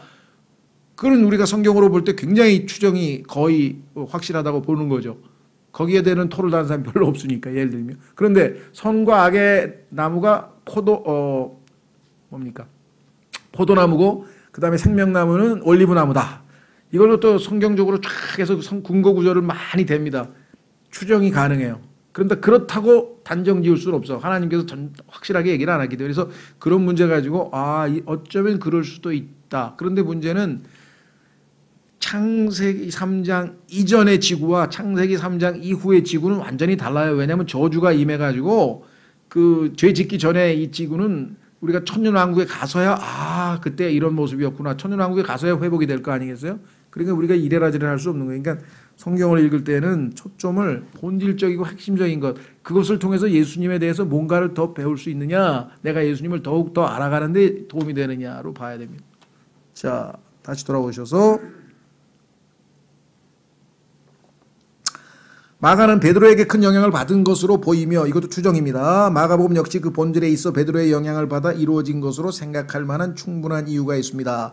왜냐하면 사도행전을 쭉 읽어보니까 베드로의 설교와 그 다음에 마가의 그 복음의 내용이 상당히 유사하다 뭐 그런 얘기가 있는데 이건 정말 추정이고요. 물론 다른 자료들도 유용했으리라고 생각됩니다. 처음에는 주의 종으로서 철저히 실패했던 마가가 이거 우리 사도행전에 보니까 우리 지금 말씀드렸습니다. 주 예수님을 여호와의 완전하신 종으로서 제시하고 있다는 사실은 매우 흥미롭다고 하겠습니다. 이거는 상당히 시사적이네요. 그렇죠? 왜? 주님의 종으로서 실패했던 마가가 실패하지 않고 뭐예요? 완전히 주님의 종으로서의 사역을 완수하신 예수님을 소개하고 있다. 얼마나 대조적이에요. 그렇죠? 예, 예수님과 인간이 대조잖아요. 실패한 종인 마가가 승리한 종이신 예수님을 소개하고 있다. 하나님께서 정말 우리에게 뭔가 이렇게 탁 와닿게. 자, 마가복음의 핵심 구절은 10장 45절입니다. 사람의 아들은 섬김을 받으러 오지 아니하고 도리어 섬기며 자기 생명을 많은 사람들의 대속물로 주려고 왔느니라 하시니라. 그러니까 그 놀라운 사실은 바울이 항상 자신을 소개할 때 예수 그리스도의 종, 나 사도 바울은 이렇게 자기가 항상 예수 그리스도의 종으로 소개하잖아요. 예수님이 하나님의 종이신 것처럼 나는 예수 그리스도의 종, 예수님을 섬기는 자라고 이렇게 소개를 하는 걸 보면 예수님 그 바울이 내가 예수님을 따르는 것처럼 너희는 나를 따르라고 얘기할 정도로 그래서 하나님께서 그것을 고린도전서 11장 1절에 성경의 일부로 기록하게 해주셨죠. 그렇죠. 누구야? 윤재 자매님도 에어컨 조금 춥죠? 예? 좀 저기 좀 안상남 형제님한테 좀 부탁 좀. 자, 그 다음에 우리는 어디로 가느냐? 가장 큰 선교단체들 중 하나는 자신들의 표식 로고로 황소의 그림을 채택하고 있습니다. 우리도 황소처럼 열심히 종으로서 섬기겠다. 뭐 이런 상징적인 것이죠. 그 황소의 옆에는 쟁기가 놓여 있고 그 반대편에는 제단이 있습니다. 그래서 이 일하다가 마지막 순간에 목숨까지 순교하겠다는 각오로, 그리고 이 그림들 밑에는 우리는 이것이든 저것이든, 즉 쟁기를 가지고 주님을 섬기든 순교하면서 주님을 섬기든 각오가 되어 있다라고 쓰여 있습니다. 실제로 성경에 보면은 에스겔서 1장, 에스겔서 10장, 계시록 4장에 보면은 소위 말하는 그룹은 창조물을 예표하고 있는데 하나님의 왕좌가 있고 동서남북 네 방향의 그룹이 하나님을 보좌하고 있습니다. 창조주, 창조물 이렇게 되어 있는데 원래 5개의 그룹이 있었어요. 그래서 이 하나님 위에서 덮는 그룹, covering cherub, 덮는 그룹이라고 하는 이 소위 말하면 이 루시퍼가 있었는데 이 자가 반역을 해서 이 자는 지금 쫓겨나가지고 4그룹만 성경에 묘사가 되어 있죠. 그런데 그 4그룹은 아시다시피 첫째는 뭡니까? 사람이죠. 두 번째는 야생의 왕인 사자가 있고, 그 다음에 가축인 황소가 있고, 그 다음에는 날짐승의 왕인 독수리가 있고, 그래서 모든 피조물들이 여기 다 들어가는데 파충류와 어류, 물에 사는 물 속에 사는 것들은 마귀가 총책인데 이 루시퍼가 반역을 일으켜가지고 이들에 대한 언급은 성경에 언급이 되어 있지 않죠. 그런데 놀라운 사실은 이 물속에 있는 자들인데요. 마지막 순간에 뭐라고 되어 있습니다. 성경에 바다가 더 이상은 없더라. 바다가 없어요. 바다와 그렇죠. 하나님의 심판과 이 물속 파충류와 어류와 밀접한 관계가 있다는 사실을 여러분들 알 수 있죠. 성경에서 보면. 그래서 하나님의 말씀은 연결하면 우리에게 뭔가 통찰력을 주죠. 자, 근데 너무 또 그런 거에만 관심이 있으면 안 돼요. 초점은 예수 그리스도께 두자. 자, 그래서 이것이 바로 마가가 우리 주 예수님을 우리에게 제시하고 있는 것입니다. 마가복음의 첫 장에는 쟁기가 놓여 있고 사람의 아들은 섬김으로 자신의 생명을 내어주고. 자, 마가복음은 전체는 2가지예요. 섬김. 두 번째는 뭐냐? 희생. 자신의 생명을 내어주고 있으며 마지막 장에는 제단이 있어 사람의 아들은 희생으로 자신의 생명을 제공합니다. 자신의 생명을 내어주고 자신의 생명을 제공하고 2가지 방식으로 살아서는 섬김으로 죽어서는 희생물로. 그래서 전적으로 섬기는 자로 오신 예수 그리스도. 이것이 그리스도인의 운명이에요. 우리의 운명. 우리가 뭐예요? 섬기는 자로서 이 땅에서 살아야 된다. 그런데 어린아이들은 섬김을 받죠. 그래서 성경에서 영적으로 성장하면 어떻게 됩니까? 자, 마태복음 한번, 죄송합니다. 에베소서로 한번 가보겠습니다. 여러분이 신앙생활을 오래 했는데 나는 아직도 섬김을 받고 있다. 그러면 이게 정상적으로 성장한 게 아니죠. 어렸을 때는 엄마가 먹여주고 입혀주고 그냥 뭐 처음부터 끝까지 다 섬기는데 크면 어떻게 됩니까 이제? 엄마 모시고 병원 가야지, 엄마 또 심부름 가야지, 그렇죠? 그래서 부모님을 섬기잖아요. 큰 성숙한 자녀들은 섬기죠, 부모님을. 마찬가지로 영적으로 우리도 섬기는 자가 되도록 만들기 위해서 교회에서 지금 여러분에게 제가 성경을 가르치고 설교를 하고 이 모든 목사와 교사의 역할을 하도록 하나님께서 교회의 은사로 선물로 주신 이유가 뭐냐? 섬길 수 있는 사람으로 만들라 이거죠. 보세요. 에베소서 4장. 그러니까 예수님처럼 우리도 섬기는 자의 그러한 대열에 반열에 들어가야 되겠구나. 보십시오. 뭐라고 얘기를 하나?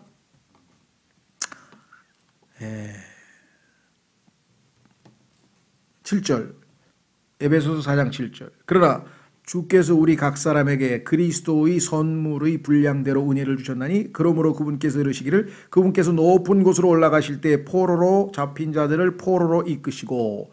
자, 구약의 아브라함의 품에 있던 모든 구약 성도들을 이제 데리고 올라가셨는데요. 십자가에서 값을 치르셨으니까 사람들에게 선물들을 주셨다. 데리고 올라가신 다음에 이 지상에 남아있는 주님의 몸된 교회를 위해서 선물을 주셨는데 그 선물의 내용이 뭐냐? 우선 9절 10절은 제 가로 안에 들어가 있으니까 빼고요. 11절 그분께서 더러는 주님이 지상에 남아있는 주님의 몸된 교회에 주신 선물은 첫째 사도, 두 번째 더러는 대언자로. 더러는 몇 명이죠? 더러는. 그 다음에 더러는 복음 전도자로.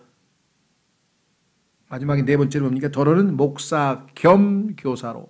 그래서 지금 신약교회에서 목사 겸 교사의 은사를 갖고 있는 사람이 지금 성경을 가르치고 설교를 합니다. 목적은 뭡니까? 12절. 이것은 성도들을 완전하게 하고 성숙시켜서 섬기는 뭐예요? 일을 하게 하며 그리스도의 몸을 세우게 하려 함이라. 그러니까 잘 섬겨서 섬길 수 있는 자로 성숙시키는 것이 교회 사역의 핵심입니다. 그러니까 저 형제가 예전에는 나 섬김을 받더니 이제 정말 저렇게 자발적으로 열심히 섬기는구나. 이게 영적 성장이겠죠. 자, 마가복음 개요. 마가복음의 핵심 구절에 따라 다음과 같이 마가복음 구성되어 있습니다. 1장서부터 10장까지는 섬기시는 종으로서의 예수님. 자, 그래서 종의 1장부터 1부터 시작하시는 거예요. 1장 1을 시작하심. 그 다음에 두 번째 1이 과소평가됨, 1이 축복받음, 1이 모독받음. 두 번째 B로 가면은 종의 말. 자, 이번에 종이지만 필요한 경우 당연히 하나님의 종이시기 때문에 할 말이 있죠. 목적에 있어서 분명하고 권능에 있어서 뛰어나다. 이걸 참조를 해서 성경을 읽으십시오. 그 다음에 세 번째 종이 가야 할 길. 하나님의 종에 대한 다른 사람들의 태도. 하나님의 종이 다른 사람들을 대하는 태도. 어떠했는지를 잘 볼 수가 있죠. 네 번째 D에 가면 종의 가치, E에 가면 종의 뜻, F에 가면 종의 지혜. 지혜롭게 대처돼. 그렇죠? 완전한 지혜, 꿰뚫는 지혜, 실제적인 지혜. 이렇게 해서 종 섬기는 자로서의, 그 다음에 마지막으로 생명을 아예 목숨을 내어주는 희생자로서의 모습. 11장에서 16장 종이 희생으로 자신의 생명을 내어줌. 갈보리의 위기를 재촉하심. 왜 재촉하셨을까요? 하나님의 뜻이 십자가에서 자신의 생명을 내어주는 것이기 때문에 그 길을 이제 담대히 가기 위해서 사람들에게 나는 이 길을 간다.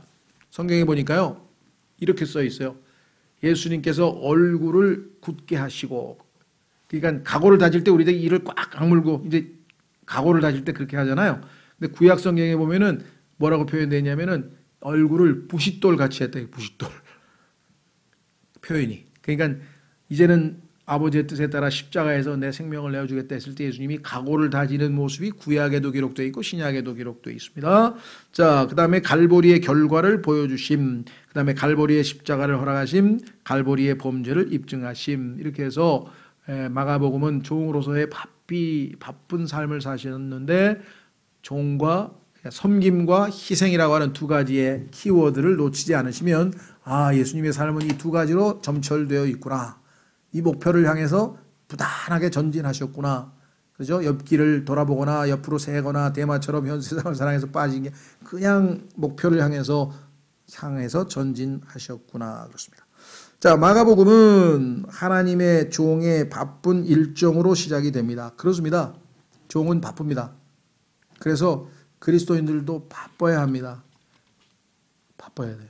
예수님도 바빠서 식사할 시간도 없을 정도로 바쁘셨는데 그렇다고 막 없는 일을 억지로 만들려고 하는 얘기는 아니고요. 그러니까 시간 관리를 최대한 잘해야 된다. 그래서 에베소서에 보면은 지혜로운 사람이 뭐라 그랬습니까? 시간을 사서 구속하라 그랬죠. 시간을 사서 구속하라. 심예인 요한이 종의 신임장을 제시하고 내가 하나님으로부터 임명받은 종이다. 그분의 동료들이 열심히 일하는 가운데 뽑혀 이제는 영적인 사역을 준비하게 되며 그분의 능력은 셀 수 없이 많은 병자를 치유함으로 입증됩니다. 부지런히 일을 하는데요. 성경에 보니까 예수님께서 하신 일들을 다 기록하려면은 이 세상에 있는 모든 책으로도 부족하다고 요한복음에 기록했으니까 얼마나 많은 일을 하셨으면 3년 반 동안 하신 일인데, 그렇죠? 성경에 그렇게 써 있잖아요. 사탄의 광야에서의 시험은 한 구절로 처리되고 있는 바 이는 마가복음 전체가 여호와의 종께서 마귀의 일들을 파괴하고 계심을 보이기 때문이다. 마귀를 대적하는 것도 한 구절만 짧게 요약되어 있어요. 하나님의 종의 비판자들은 즉시로 그의 사역을 무너뜨릴 궁리를 하는 바 이는 그들이 그분의 분명한 권위에 화가 났고 잃어버린 자들에 대한 그분의 사랑과 그분께서 그들의 종교적 행태에 대해 직설적으로 조롱한 것이 역시 이들 비판자들의 심기를 불편하게 하였습니다. 마가는 이 종께서 말과 행위에 능하신 분임을 제시하고 있습니다. 그래서 굴하지 아니하고 다 물리치고 담대하게 자신의 사역을 진행하고 계시죠. 이분께서는 폭풍을 잠재우는 음성을 가지고 말씀하시며 마귀에게 사로잡힌 자를 구출하며 병자를 치료하시고 죽은 자를 살리시는 말씀을 가진 분이셨습니다. 마가는 백성에게 자상한 관심을 가진 그리스도를 보여줍니다. 그래서요, 종은 주인의 디테일한 것, 아주 사소한 것까지 다 챙기는 게 종이에요. 우리 주인이 오늘 출장을 가는데 신발은 뭐를 신을 거예요? 운동화를 신을 것인가? 아니면 구두를 신고 갈 것인가? 복장은 어떻게 해야 될 것인가? 식사는 하여간 처음부터 끝까지 모든 걸 다 챙겨야 되는 게 이 소위 말하면 이 종의 직무잖아요. 그렇죠? 네. 그러니까 사소한 얘기들이, 우리가 왕은 뭐 사소한 거에 대해 신경 쓰질 않잖아요. 마태복음에는 전혀 기록되어 있는 않는 아주 디테일한 내용들이 마가복음에는 엄청 기록되어 있어요. 얼마나 하나님께서 마태복음에서 볼 수 없는 내용이 거기에 기록되어 있어요. 예를 들면은 마귀에게 시험 받을 때도요, 그때 들짐승들이 거기에 있었다는 얘기도 마가복음에만 나오고. 그러니까 다른 복음서에는 없는데 그런 디테일한 내용들이 여기 나와 있죠. 보세요. 여기 뭐라고 돼 있나? 백성의 행복, 배고픔, 고난, 건강, 심지어는 그들의 위선에 대해서도 관심을 보여줬습니다. 마가는 예수께서 어떻게 타국인을 구조하셨고 유대인이 아닌 타국인들에게도 수로 페니키아 여인도 그렇고 구조하셨죠. 벙어리를 구하시고 굶주린 자를 먹이시고 근본주의자들, 이 근본주의자가 소위 말하면 펀더멘털리스트라고 하는데요. 죄송합니다. 종교계에 있어서의 근본주의자는 부정적으로 쓰입니다. 그러니까 우리가 볼 때는 근본을 끝까지 주장하고 관철하려고 타협하지 않는 사람들, 그럼 우리 그리스도인 입장에서 보면은 그건 좋은 거잖아요. 그렇죠? 그래서 성경적 관점에서 보면은 근본주의가 나쁠 게 없어요. 그런데 그것이 지나쳐서 자기들 이외에는 다 비판을 하거나 영적 우월감에 사로잡혀진 사람, 이렇게 해서 이제 부정적인 이미지가 생기기 시작한 거예요. 그래서 이 근본주의자들이 오늘날에도 마찬가지, 예를 들면 성경에 나와 있는 기본적인 근본은 우리도 다 지키는데 뭐 무슨 다양한 거 있죠. 예를 들면 주일날 뭐 외식을 해서는 안 된다든가, 아니면 무슨 뭐 여자들은 뭐 바지를 입어서는 안 된다든가, 또 다음에 또 하여간 뭐 교회에서는 뭐 슬리퍼를 신으면 안 된다든가, 뭐 이런 본인들이 개인적으로 가질 수 있는 컨빅션, 그거는 자기 개인이 하나님께, 나는 예배당 갈 때는 정말 내가 제일 단정하고 제일 좋은 옷을 입고 탁 해서 가겠다, 오라고. 근데 저 사람 무슨 뭐 교회 오는데 청바지 입고 오나, 뭐 이거를 자기가 판단하는 게 아니죠. 그분은 틀에 얽매이지 아니하고 내가 정말 자유로운 가운데 하나님을 마음껏 섬기고 싶다, 그러고 오는 사람도 있을 거 아니에요. 예를 들면은. 그러니까 성경에 나와 있지 않는 몇 가지를 자기들이 마치 성경에서 가르치는 것처럼 정해가지고 율법화시키는 사람들, 이래서 근본주의자가 오늘날 이렇게 좀 융통성이 없는 그런 사람들로 낙인이 찍혀있죠. 성경에서 나와 있는 것은 일체 물러서지 아니하고 끝까지 목숨을 걸고 지키겠다, 이런 근본주의는 좋은 거예요. 그건 당연히 필요한 거죠. 그렇죠? 그래서 이걸 조심하셔야 해서, 근본주의라는 용어는 자체는 문맥에 따라서 좋은 의미로 쓰일 수도 있고 나쁜 의미로 쓸 수 있고, 여기는 지금 바리새 같은 아주 잘못된 사람들이죠. 말씀을 듣고자 하는 자들을 가르치셨는지를 보여줍니다. 또한 마가는 베드로가 어떻게 종이 얼마나 귀중한 분이심을 고백하였는지, 뭐라고 했습니까? 예수님께 나의 주, 주는 그리스도시요, 하나님의 아들이십니다 라고 하는 신앙 고백을 베드로가 했죠.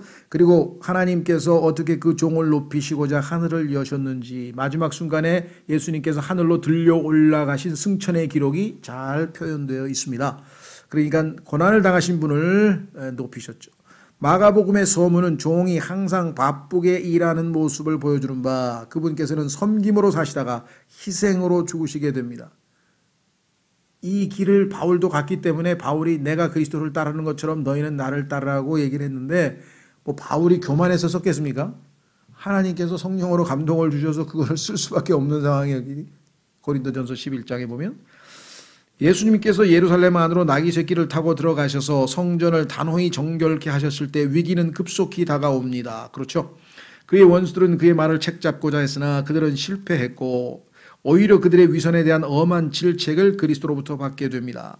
마지막 주가 그 비극의 절정을 향해 나아가자 그분께서는 자신이 거부당하는 때로부터 다시 돌아올 때까지의 시대가 어떤 모습이 될지를 보이셨습니다.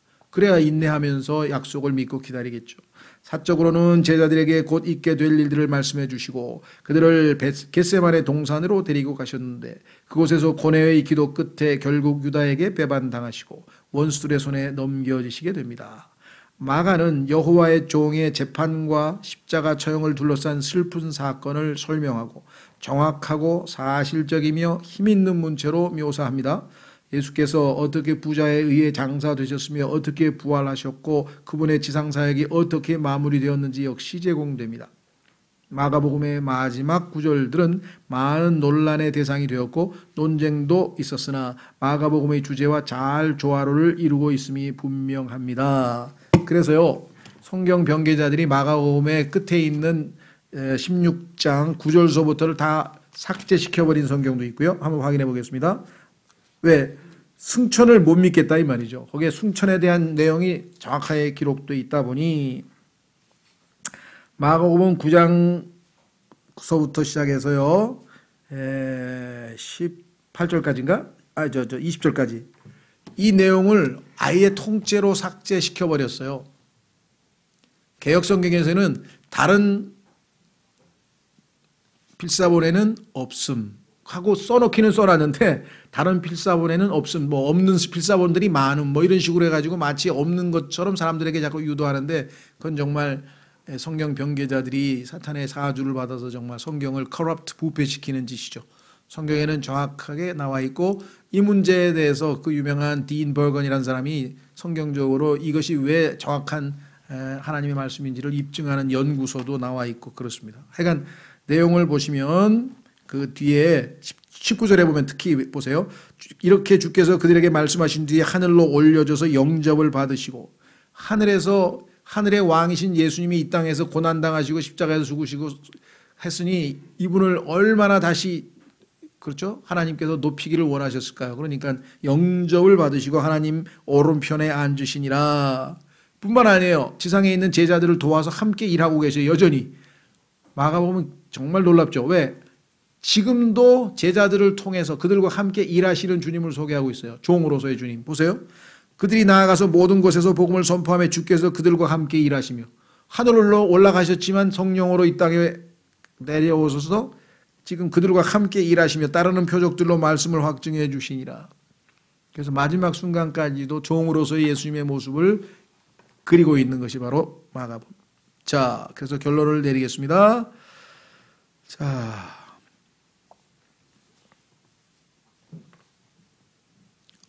이 구절들은 제자들의 사명들을 다루고 있으며 지금 16장 9절에서 20절까지 이들이 어떻게 성령 안에서 부활하신 주님 자신의 권능으로 나아가 복음의 복된 소식을 전하셨는지를 보여줍니다. 마가복음은 세계를 향한 비전으로 막을 내리며 그렇죠? 모든 피조물에게 아까 우리 몇 절에 있나요? 한번 확인해 보십시다. 15절. 마가복음 16장 15절에 보면은 그분께서 그들에게 이르시되 제자들에게 너희는 온 세상에 가서 모든 창조물에게 복음을 선포하라. 너희는 온 세상에 가서 모든 창조물에게 복음을 선포하라는 위대한 명령이 여기 들어있죠. 자, 그래서 마가복음은 세계를 향한 비전으로 막을 내리며 주님을 사랑하는 사람들에게 위탁된 책무를 제시하면서 끝을 맺습니다. 그들이 나아가서 모든 곳에서 복음을 선포하며 주께서 그들과 함께 일하시며 아직도 함께 일하시는 주님이 소개되어 있죠. 따르는 표적들로 모든 곳에서 복음을 확증해 주시니라. 아멘. 주님이 주신 이 사명에 주를 사랑하는 모든 자들은 그분께서 오실 때까지 헌신하여야 마땅할 것입니다. 그래서 종이신 예수 그리스도를 우리가 마가복음을 통해서 알게 되고 배워가게 된다. 예. 자, 그래서 마태복음과 마가복음의 핵심적인 요소만 여러분들에게 개요를 설명했기 때문에 이것을 염두에 두시고 그 개요를 참조하시면서 마가복음을 읽어가면은 초점을 흐리지 않고 하나님께서 의도하신 정확한 초점을 맞춰서 우리가 성경을 읽어가야죠. 그렇죠? 다음 시간에는 누가복음과 요한복음, 여기도 참 기가 막히죠. 인간이신 예수님을 보여주고 있는 책이 누가복음인데 하나님이신 예수님을 보여주고 있는 책이 요한복음이에요. 인간과 하나님. 그렇죠? 이 온 우주에는, 우주에 있어서의 우리의 이 삶은, 역사는 한마디로 하면 일종의 그 새 주인공이 등장하는 드라마예요. 하나님과 인간과 마귀. 그런데 인간이 하나님 편에 서느냐 마귀 편에 서느냐에 따라서, 그렇죠, 운명이 갈리는 그러한 어떤 면에서 참 아주 드라마죠. 그렇죠? 그래서 누가복음은 정말 하나님이 창세기에서 창조했던 아담, 인간이 이러한 삶을 살기를 원했다, 하나님이 기대하시는 참 인간의 삶의 모습을 보여주는 게 누가복음. 그렇죠? 근데 예수님은 단지 이러한 인간이실 뿐만 아니라 원래는 그분은 온 우주 만물의 창조주이시다를 보여주는 것이 요한복음. 그렇습니다. 다음 시간에 이어서 하고요. 여기까지 하겠습니다.